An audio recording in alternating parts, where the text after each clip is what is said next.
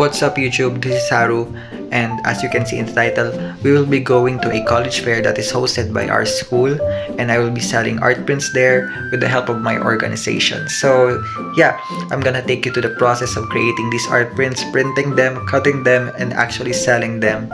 And you'll see if selling art prints at a college fair is actually an effective way to earn money, especially for me as a first-time artist that is going to sell something that has my art on them. This is actually me post-college fair, so don't be confused if you see my haircut that is different from the rest of the video, because this is me post-college fair edition, and it's been days after the college fair and I haven't just been able to record an intro video. That is why I'm recording the intro video after the college fair.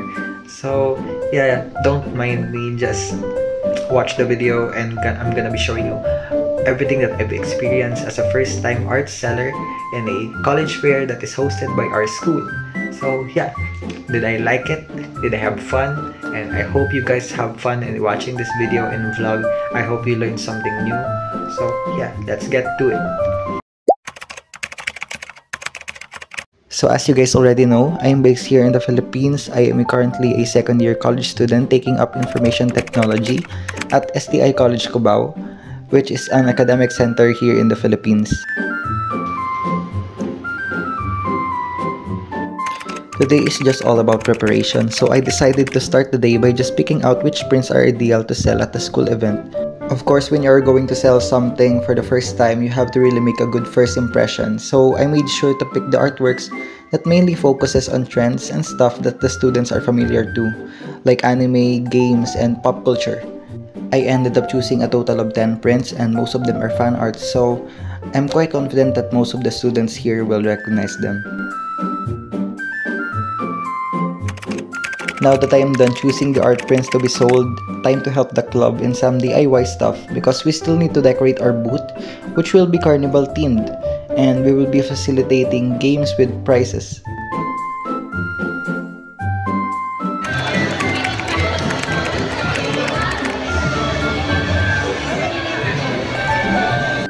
So I am also tasked to create the Mario Kart and Tekken 8 posters for the tournaments that we will hold and facilitate for our video game booth, and I'm quite proud of them, so why not show you guys? Here I am just drawing some layouts for the carnival games because the club president asked me to. We actually stayed here working until 10 PM just to finish the majority of the club work, which was tiring, but it's fun for me since I enjoy these kinds of activities.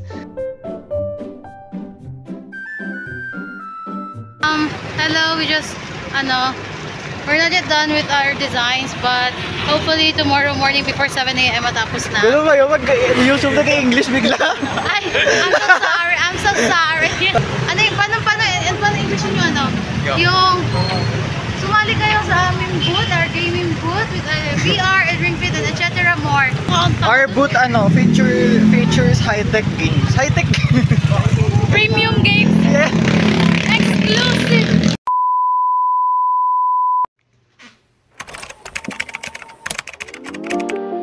I got home pretty late, so I just went straight to printing. If anybody's curious, I do use Quaff glossy photo paper for my prints because the texture and the thickness is just right for me. I use the 230 GSM variant, which is not so thick but it's also not so thin that it folds when you hold the print. So really, it's just the right type of paper to use for an art print.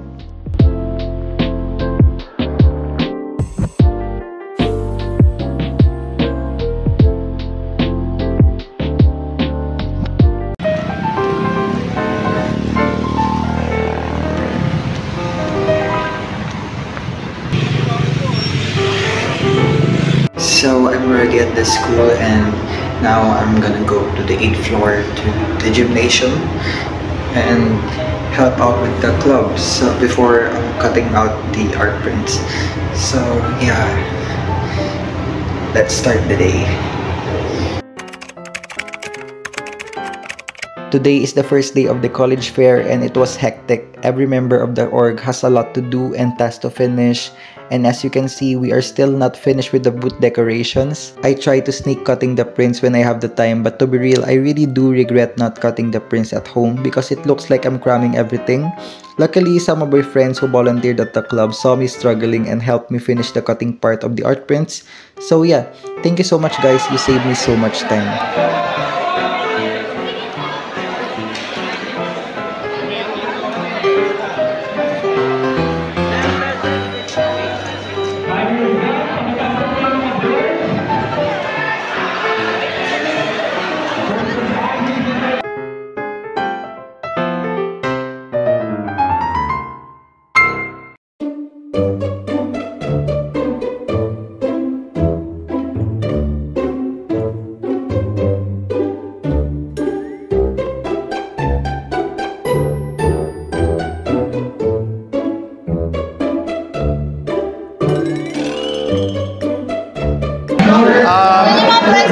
Anong feeling? Lalaro nga lang kayo. Good. Kaso Masaya naman kasi mabenta ang game. Mabenta. Wait, si Brian! Yeah. So this is our situation on the first day of selling. I actually do share a table with my friend here who sells K-pop and P-pop photo cards. So yeah. So it's our break right now, and look what I bought. Yeah, so we will try to eat very quickly because we need to tend to those booths and stalls right away. So yeah, let's eat. Hindi lang tool, no?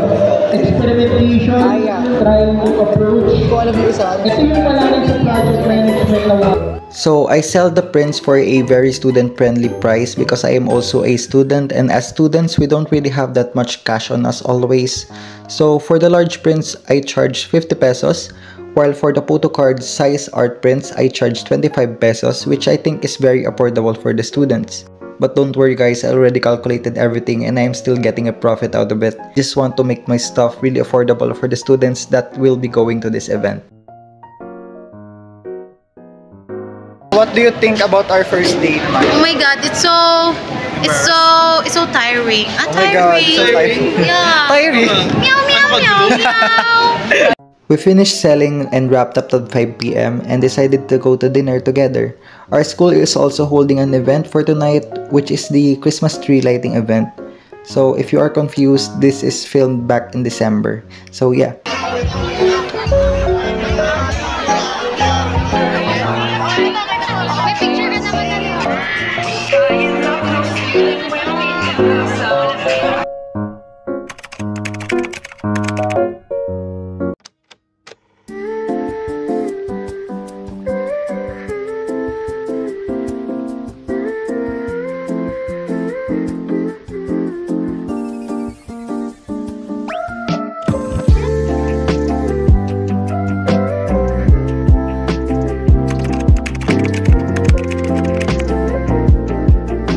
The crowd for day 2 was not as large compared to the opening, but I really loved this day since I was able to sell lots of prints to students, and surprisingly, some professors also bought something from me.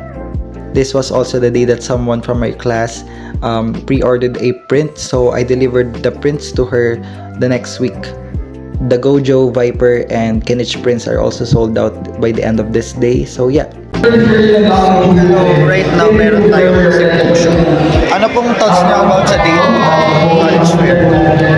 It's very boring. It's very boring. Parang kahapon kasi ang daming tao. Parang ngayon walang init-init na kahapon. But ngayon medyo patay siya since it's day 2. And medyo tinatamad na rin yung mga estudyante. So, out of all the prints, I think the most sold one is this Kinich one, and also the Viper one. This is also one of the most sold one. So this for like 10 pesos each.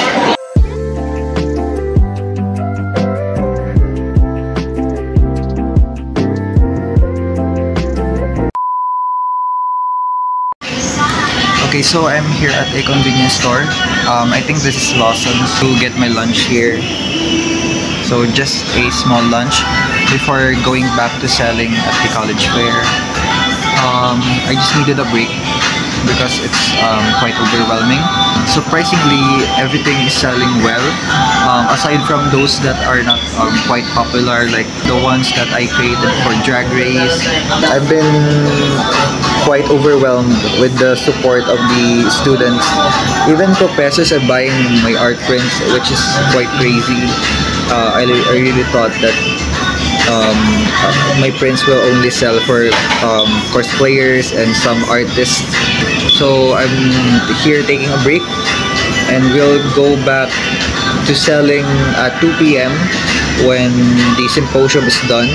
We're just waiting for the symposium to be done. We don't want the symposium to be distracted by the noise coming from our booth, and we are also handling a carnival game booth, which is quite noisy and it's distracting to the people that are discussing at the symposium, so we had to postpone for a while. Since this is a one-time event, I plan to film and vlog every college fair that I've been to, and hopefully I'll be able to sell more prints and stickers soon. This is the package print that I'm talking about. It is pre-ordered and will be delivered for the next week. So yeah, this is our setup. I'm really glad that my classmates bought something from me, because at first I'm really scared of promoting everything that is art related to them. This is just my imposter syndrome acting up, but I was proven wrong when they showed up at our booth and bought something from us. So yeah, I'm really glad that to have these people around me.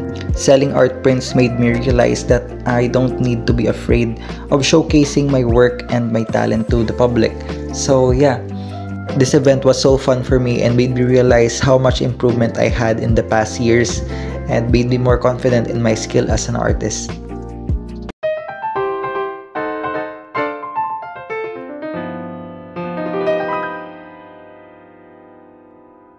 Hey, so tapos na. Event is done. Congrats, Sai. Congrats, Sai. 2 days kami Kinaya. Done. Ano masasabi mo na natapos na yan? Finally, natapos na din. And wala na akong masyado isipin. Focus na lang sa exam. Yes, exam next week. Saturday, next Saturday. Exam next week. Oh my gosh.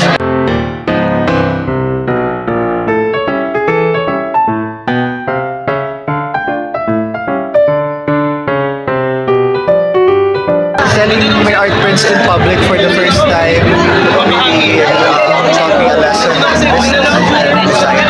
So soon, sana makapag-benta ulit ako ng art prints in more events.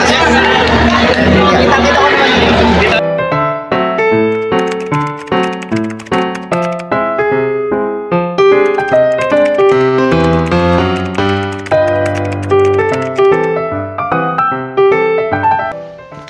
So that's it for my college fair vlog. This is gonna be the first entry for my Life of an Artist series that I'm gonna be doing in this channel. So if you like this video format, you're lucky, because I'll be doing more of these soon. And yeah, I hope you learned something new today. Really, I just want to show you guys the life of an artist through my perspective. This is kind of my way on connecting with you guys. So yeah, if you like this video, please do leave a thumbs up. Comment down below your suggestions and what do you think about this video or vlog. Please do subscribe for more art related videos and vlogs. So once again, this is Suharu Jos or Haru. See you in the next video. Bye!